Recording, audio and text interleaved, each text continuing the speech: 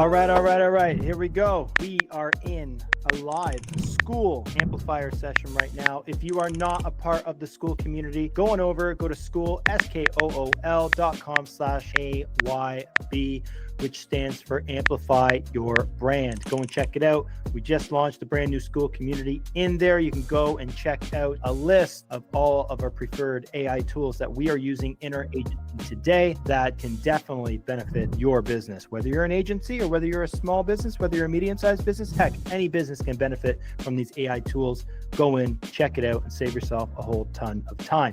Now, in today's Amplifier session, I am going to go ahead and pick a random business card here, and I'm going to give them a live digital marketing audit. Now, let's see here. These are cards I just randomly collected at trade shows. Majority of them don't go anywhere, but that's partly on me for a lack of follow-up. Following up is probably one of the most important things you can do after a trade show. I've actually done this exercise in the past, got a client from doing this exact exercise. So let's see, I'm going to close my eyes. I'm going to pick a random card. Oh, it feels like a nice card. It's a glossy one. Ooh, okay. We got a business. It's called Userly Digital, designing with you in mind. Looks like a digital studio of sorts. Business card looks all right. It's got a little QR code there. And as you can see here in the back, nice clean logo. I like the look of the card. Very clean. A lot of people have busy cards or they have their face on it and stuff like mine. But this one here is just like straight to the point. Sometimes it helps having a face in the business card though, so I can actually put a face to the business card so I know who I was talking to. Black business cards are probably some of the worst business cards to have only because you can't write on it. When I meet somebody at an event, I like to have my pen and I like to write on the card to give me a bit of context along what the conversation was about. Let's get into it. All right, so Userly Digital Studio is the name of the business that I met at a local trade show. You got the brand name right there, but what do they do? I want that simple call to action in terms of how they address my pain point. I have a pain point right now and I'm looking for their business. How do they address my pain point? They have some text down here. Let's see. Where clear thinking meets sharp design, built to convert, scale, and stand out. We offer creative support for founders who need things done beautifully, strategically, and fast. I like this part here. We offer creative support for founders who need things done beautifully, strategically, and fast. It's like, I don't care about you tooting your own horn. I want to know how you address my problem. And you address my problem as a founder because you get things done beautifully, strategically, and fast. I love that part of it. I would lean into that and have that be more of a focal point within the website. I do like this little blurry type of thing that's happening here as I scroll through the site. That's pretty cool. I think the website looks super clean. I really like it. Got the packages here. Okay. Services. Cool. Very simple, to the point. Let's check out the blog. What's happening here? Weird. You got the scroll going backwards off of a blog. Not sure I'm a big fan of this scrolling blog section. January 10th. This might be their last one. I'm not sure. Let's take a look. It looks like they haven't blogged in quite a while. That's a bad signal to Google. If you're not active on your blog on a regular basis, it gives that signal that your business is just not active online. Even though that's not true, blogging on a regular basis helps give that signal to Google that we are an authority in a specific industry amongst certain keywords. So if we're consistently creating that content for the site, it's not just serving our users and people visiting our website, but it's serving people that are searching on Google. We got a portfolio. I love portfolios. This looks pretty clean as well. Let's see how thorough it is.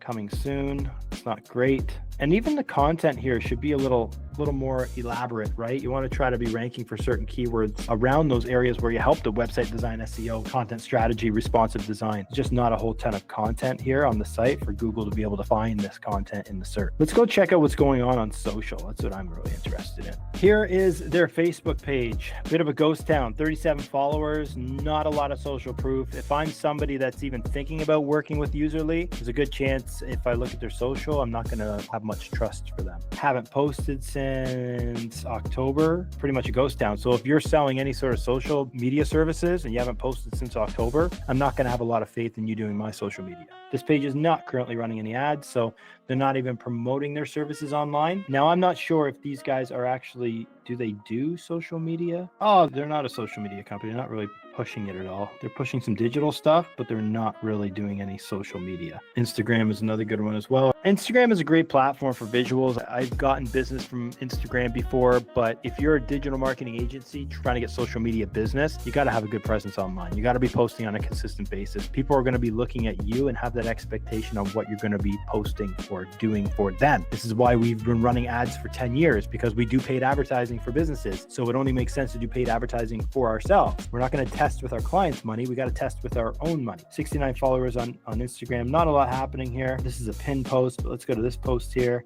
June 17th. So a little more active still. That's months ago was our last post on Instagram. So not a whole ton happening there. What I would do if I were Userly and I am looking for more business, I would really lean into those case studies that they have and create those case studies, repurpose them into social media ads. Taking that opportunity to grab those case studies and putting them into like a carousel, which can be a beautiful ad to be seen on Instagram. Posting it organically is not going to get a whole ton of reach. So that means using some paid spend, getting some eyeballs on those case studies is a great way to amplify your brand. Even just showing maybe some concepts around the SEO tactics that you deploy at your SEO firm is a great way to build credibility because you're educating the audience. It could be as simple as what's a backlink. This type of education can really help position you as a credible expert with SEO, as basic as that sounds. But once somebody is familiar with you because of the education you provide, and then you send them to a testimonial or a case study that you've done in the form of an ad, this is a great way to bring that user down that journey to potentially being a client. For our agency, one of the ways that we do it, leads might come in the door top of funnel by many different avenues. For example, showing up at an event, speaking at an event, our school community, could be a blog post, it could be my podcast, it could be this, amplify your brand YouTube channel. There's so many different avenues that can come in top of funnel, but then it's a matter of keeping them in your ecosystem by educating them, ensuring your pixels are in place so you can retarget those people time and time again so you're always staying top of mind. Now, somebody might not be looking for our services today, but they might be looking for it in 6 months. They might know somebody that needs our services and might refer that business. There's so many different opportunities to do that, but the first thing you need to do is grow that ecosystem of users at the top of funnel, bring them into your ecosystem so then you can continue to nurture them in so many different means. And by the time they're in need of your service, you're going to be top of mind with them and they're going to give you a call. If you found this video helpful, please give a like, share, and subscribe.